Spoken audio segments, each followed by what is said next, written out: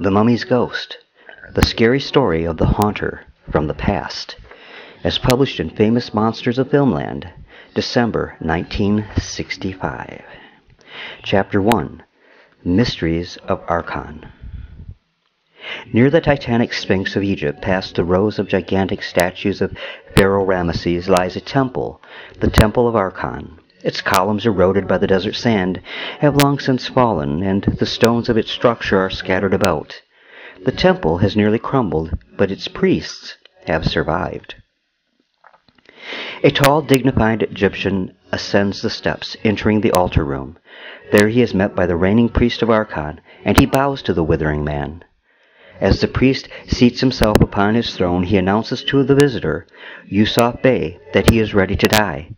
And he tells Yusuf to take his place as high priest, and that his purpose is to journey to America to retrieve Charis and Anika, both of whom were shipped there previously. Elsewhere in the small town of Mapleton in New England, a professor of Egyptology is lecturing to a classroom of students at school. The subject of the lecture is Charis, the living mummy, and as Professor Norman progresses, the students listen in rapt attention. They are told of the secret society of Archon, which harbors the most sacred mummies. Throughout the centuries, Norman tells of Charis's destruction. He said the monster itself was consumed in the flames of the burial chamber.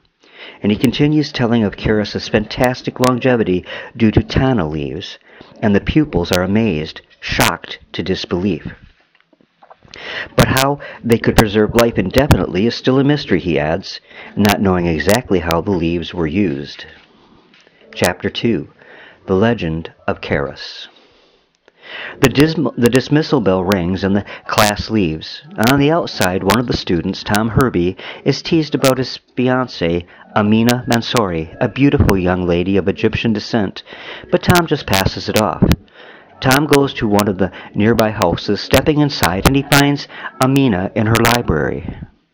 They greet each other, and he playfully lifts up her pet monkey. Walking around the room, Tom happens to see a volume on the tombs of Egypt, and he becomes interested in it, remarking that Professor Norman might like to read it. But his comments are interrupted when he sees a pained expression on Amina's face. Something happens to me when I think of Egypt, she explains. She rises from her seat and almost faints. Tom helps her to her room, and he asks her to go with him to the theater, and she accepts the invitation, but adds that she must first take a rest in order to overcome her weakness.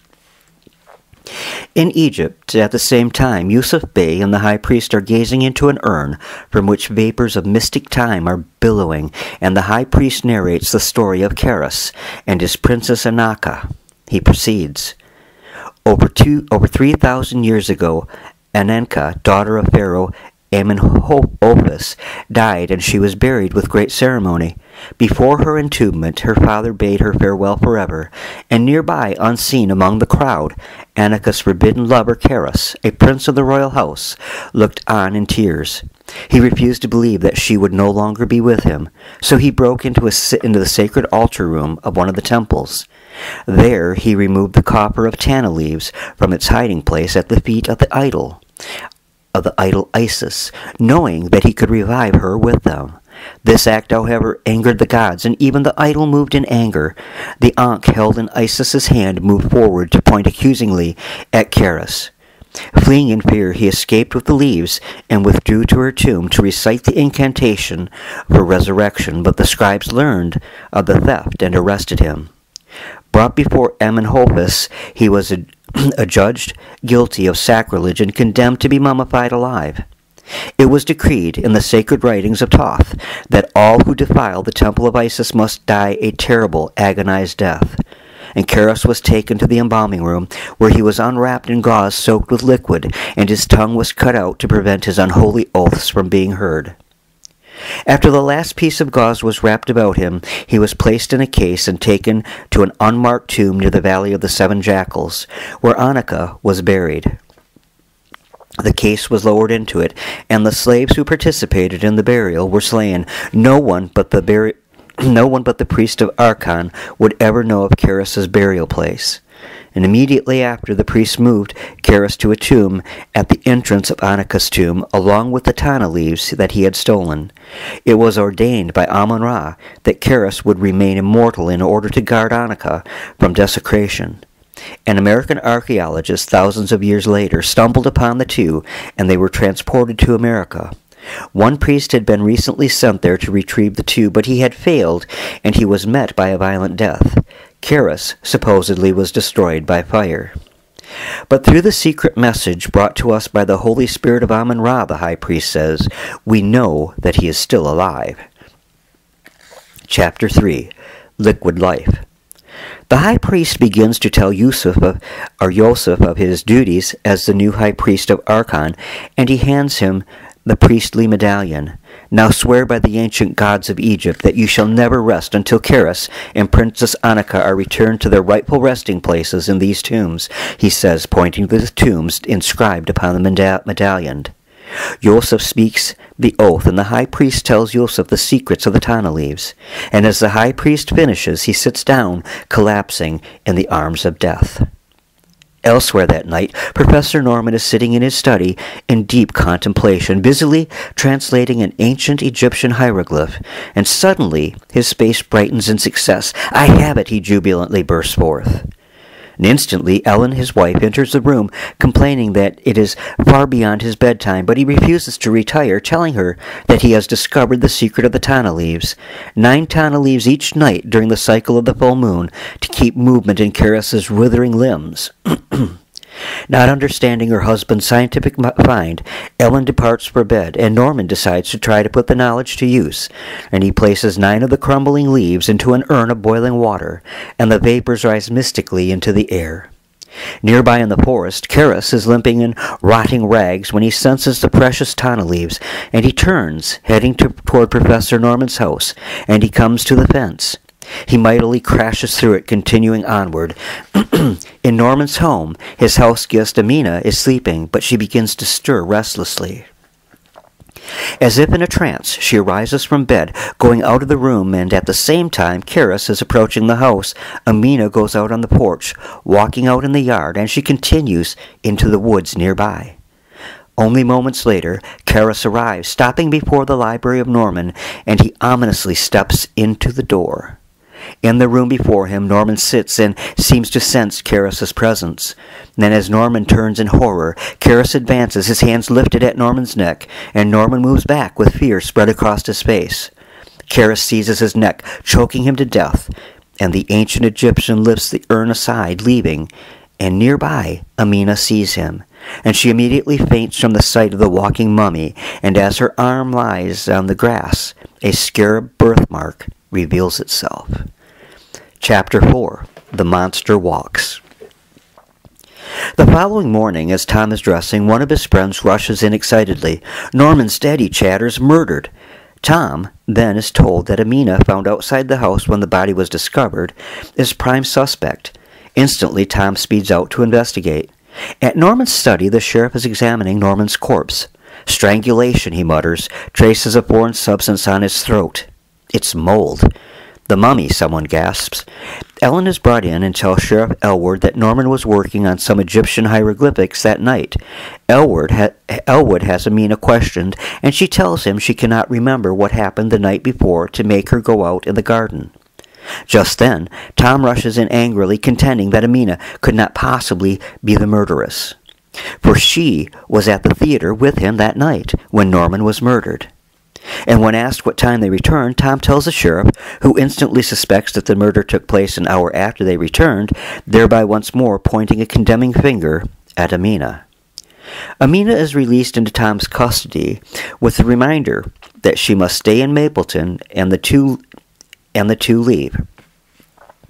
Outside, however, Amina turns, startled, and Tom inquires what's wrong. She promptly excuses herself by saying nothing but her nerves. Soon, news of the mummy murder leaks out, and newspapers all around the country spread the fearful rumors. In most of the papers, this gaping headline is screamed, "Mummy believed to be back in New England," and people are warned to stay at home in Mapleton, and plenty of guards are set up. The police caution a group of women to be careful while in an old shack near the swamp. Yusuf Bey is mumbling cryptic chants over his steaming urn. He prays to Amun-Ra for protection. O mighty gods of Egypt, protect me with your shielding arms. Bring Charis to me. Guide him here where I await him. Chapter 5. Charis the Killer. Prowling through the forest not far away, Charis suddenly stops in his path, sensing Yusuf's message, but he continues. At the same moment, near Charis, Tom and Amina drive up and stop their car. Tom tells Amina that she has been acting strangely lately, and his dog Peanuts begins to bark nervously. Amina sees Charis coming from the distance, but Tom does not, and she tries to conceal seeing him. Tom kisses her, but Amina sees a shadow in the bushes nearby, and Peanuts barks again. Suddenly, a man bursts forth from the brush, carrying a shotgun, and he trips, apologizing for scaring them. It is Ben, one of the local farmers, who are hunting for Charis. Frightened, Amina asks to go home, and Tom drives her. Later, Charis limps into a field near Ben's home, and Ben's dog King begins to bark too. Charis heads towards the barn, and King pursues him, biting the wrappings around his leg. The monstrous mummy enters the barn, unmindful of the monstrous mummy that is nearby. But Ben's wife hears the commotion and gazes out the window above the barn. And just as she does, Ben himself returns as he hears King barking in the barn. Readying his shotgun, Ben cautiously steps inside to meet Charis, who attacks him. Ben emits a chilling scream, and his wife runs downstairs to the barn to find Ben murdered and the wall torn out, and King barks toward the forest. The sheriff is summoned, and he examines Ben. Looking at the torn-out wall, he returns with his diagnosis. No thief killed Ben, he says, and nothing human tore through that wall. Chapter 6. The Hour of Death. At the shack, Charis comes to Yusuf, who thanks Amun-Ra for answering his prayers. Mighty Amun-Ra, I thank thee for guiding Charis to me, he says. Then turning to Charis, he says, Come, Charis. And the two step out into the moonlit night. And miles away, sometime later, inside the building inscribed Scripps Museum, the guide is lecturing to a few people on Princess Anika, while they stare with unbroken attention at the mummy of Anika herself. And as they move on to the next exhibit, Yusuf remains at the mummy case. There he prays for forgiveness for allowing the unbelieving heretics to look upon Anika. And after midnight, the night watchman peeks into the room, and seeing no one there, he moves on. Unnoticed, Yusuf steps out of the darkness. The drowsy night watchman retires for the night to a small room in the nearby rear of the museum, and he hangs his cap on the hand of a Greek statue. Taking his shoes off, he reclines in his favorite chair to read a mystery novel, and in the background, music turns the radio on. Charis, outside, gropes to the delivery entrance of the museum, banging on the metallic door, but in vain.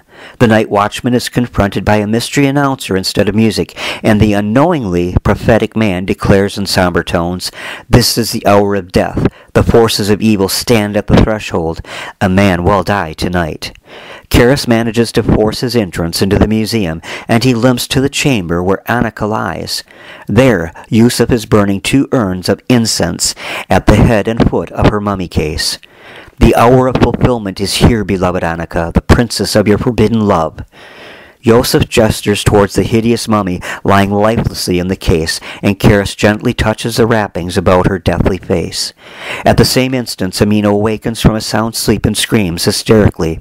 Her housekeeper, Mrs. Drake, rushes in to try and calm her. Charis sees the magnificent ugliness of his bride, and the structure beneath the wrappings of Anika crumble into thin air. Angered, he hurls the case upon its side, and Yusuf offers no hindrance to Charis' actions, for he too knows that Anika's spirit has moved to another body. Our old mission will be fulfilled, he promises Charis. The sound of Charis's destructive spell has meanwhile brought the night watchman forward armed with a loaded pistol, and finding only Yusuf, he orders him to back away, but Yusuf stands immobile. A wicked smile confidently spread across his lips, and as the watchman approaches Yusuf, the reason for his confidence makes itself known. Charis moves from the shadows, attacking the old man, who is almost instantly slain. Then the watchman falls limply to the floor, and Yusuf leads Charis away. Chapter 7. To capture Charis. At her home, Amina is weeping and babbling about a strange feeling she had been struck by, and Mrs. Drake comforts her. "I could feel his hands touching me," she cries, telling of her sensing someone touching her face. And Mrs. Drake tells her that it was only a nightmare. On the following morning, Tom goes to Sheriff Elwood, begging him to let Amina go free, but he flatly refuses, saying she is still a suspect, although the mummy has been declared the murderer. "Just to make things a little more involved," he tells Tom, "a man was murdered in the Scripps Museum last night." A police investigator is called in to diagnose the murder, and this man, the inspector, begins to question Dr. Hyatt, the curator of the Egyptian section. He inquires if there were anything else that occurred out of the ordinary, and Hyatt tells him in reply that the mummy of Anika has vanished in a remarkable manner. The body was stolen from inside the wrappings, which were untouched. The inspector sees the inscription on the side of the overturned case and asks Hyatt to decipher it, and he obliges. "Herein rests, and must forever rest, the Princess Anika, third daughter of Amina Abduction." Continuing, he reads a passage indirectly mentioning reincarnation, and the inspector decides to go to Mapleton to recheck the Norman murder. He requests that Hyatt accompany him to facilitate translation if necessary. Soon the inspector, Hyatt, and the sheriff and his men are gathered in Norman's home to examine the Mad Mummy murder mystery, and they question everyone. The sheriff forms a plan to trap Charis. Should he return, a pit would be dug in the floor, in Charis's probable path, and they would summon him with tana leaves. And coming for the life-giving fluid, he would fall into the pit and be trapped, but how to summon Charis remains a mystery. At his fiancée's home, Tom talks to Amina, asking her to go with him to his house, away from the mummy, but she is reluctant to break the sheriff's orders. "My family is busy getting out the heirloom jewels for the bride," he tells her, cryptically proposing. She recognizes this and chatters, "Bride? Oh no!" She refuses to endanger Tom by marrying him, but is finally persuaded. And suddenly Mrs. Drake appears and tells Amina it is time to go to bed. Tom departs, leaving Peanuts with Amina to act as a watchdog. And later that night, Joseph and Charis are in the abandoned shack near the swamp edge, and Joseph is attempting to find the whereabouts of Anika's spirit, while Charis stands by anxiously. Everything is done unsuccessfully. Joseph resorts to prayer. "Show me her dwelling place, O Amun-Ra. Shed your light upon the darkness of my groping. Hear my prayer." Instantly, the shutter of the window is opened by an unseen force, for there is no wind, and a mystic moonbeam is focused on the medallion of Joseph. He realizes its implication and dispatches Charis again. "By the light of the sign you will know her," he says. "Now go." Meanwhile, the sheriff and the inspector are questioning Ellen about her husband, and they ask her where he was sitting the fateful night, and she points out the seat, and Hyatt is told to sit there. As the interrogation continues, she is asked about the tana leaves. "He was excited about something," she recalls, "and I think it was something about 9. 9, Hyatt said jubilantly. 9 tana leaves, that's what he meant." And the sheriff sends Ellen away, and Hyatt places 9 crumbling tana leaves in the boiling urn, planning to summon Charis into their trap. Amina Abducted, Chapter 8. In the forest far away, Charis seems to sense the aroma, and he turns limping toward the house. In Amina's room nearby, Peanuts whimpers, and Amina herself awakens. Rising hypnotically, she goes out the door to the patio and sees Charis nearing her. She immediately faints, and he bends awkwardly down beside her. Peanuts is barking helplessly as Charis carries Amina away. Passing near his home, Charis and Amina are sighted by a man who promptly calls Tom on the telephone. Tom is awakened by the call, and when he hears of Amina's abduction, he swiftly leaps up, instructing the caller to summon the police also. The sheriff is giving instructions to his men about the 10-foot pit, and he dismisses them to their outside posts.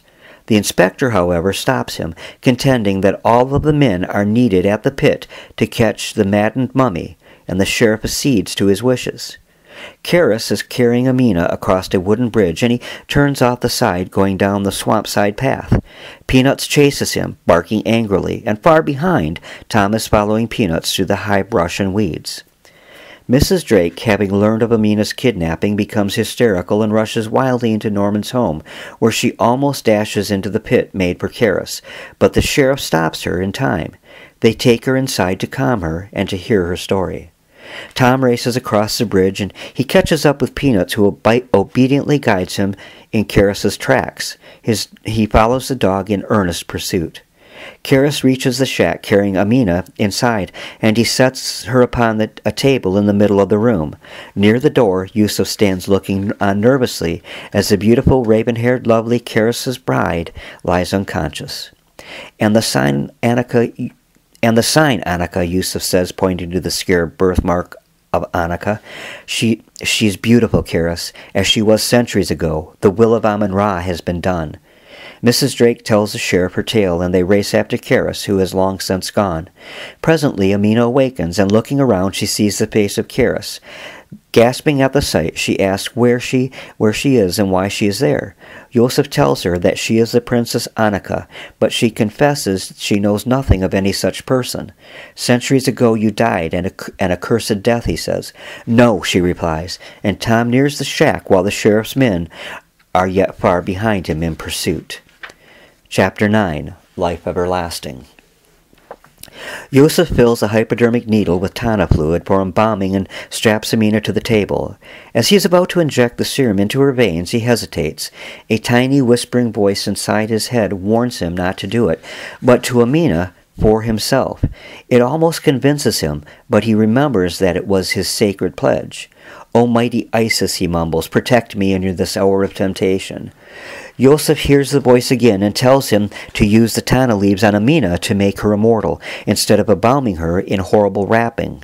He surrenders to temptation and unties her, lifting a cup of tana liquid to her lips. "Here is the cup. This is my gift of life to you," he tells her. "I will make you immortal. We will not return to Egypt." Charis overhears Yusuf's treachery, and his ashen face becomes aglow with anger. He slowly moves towards Yusuf. "Has any other man offered the gift of eternal life to his bride?" he asks her proudly. And Charis suddenly strikes the cup from Yusuf's hand and flees in terror from Charis. Vainly, Yusuf tries to convince Charis that they will return to Egypt, but Charis knows the truth. Charis pursues him, seizing him, and Yusuf is hurled to the ground below and to his death. Chapter 10. The Will of the Gods. As Yusuf's body strikes the ground, it falls before Tom, who rushes to the shack. There he is confronted by Charis, and a battle between the two begins. Tom seizes an axe, swinging it at his would-be murderer, but in vain. Charis strikes him, knocking him backwards into unconsciousness. Peanuts runs to Tom. Charis ascends the ramp to the shack and lifts Amina up in his arms. Her hair has turned gray in the brief interval. He carries her to the back down a series of ladders, and the sheriff and his men arrive at last. They rush into the shack, with which they find abandoned except for Egyptian pottery. "Looks like somebody else has been messing around with tana leaves," someone says. "And not so long ago," someone else agrees. Charis carries Amina through a nearby field, and Tom revives. Peanuts begins to bark and renews his pursuit of Charis, and they follow him, rushing through the swamp-side reeds. Tom sees Charis limping away, Amina in his arms. As she is carried onward, Amina is slowly being transformed. Her hair turns white, her hands and feet wrinkle and shrivel. Tom and the others carry on the chase to the banks of the swampy pool, where they look on helplessly. Charis steps into the water, wading slowly up to waist level, and Tom attempts to follow. "You can't go in that swamp," the sheriff shouts. "It's certain death." And Tom steps into the water when he sees the face of his sweetheart. Beak nose, wrinkled skin, warts, the complete appearance of a woman 200 years old. Charis sinks under the mud, and the water bubbles over their heads. Tom sadly leaves with the others, going silently, and Peanuts surveys the quicksand grave of Amina and Charis. The warning of the high priest to Yusuf echoes unheard through the sky. The fate of those who disobey the will of the gods shall be cruel and violent death, and the last bubbles rise no more. The cast for the movie was Lon Chaney as Charis the Living Mummy, John Carradine as Yusuf Bey, High Priest of Arkan, George Zuko as the High Priest before Yusuf, Frank Riker as Professor Norman, Egyptologist, Ramsey Ames as Amina Anika Mansouri. This movie was released in 1944 by Universal Pictures. Now a few side notes, if you will. This is from, as I said in the beginning, a famous Monsters of Filmland magazine, number 36, from December of 1965.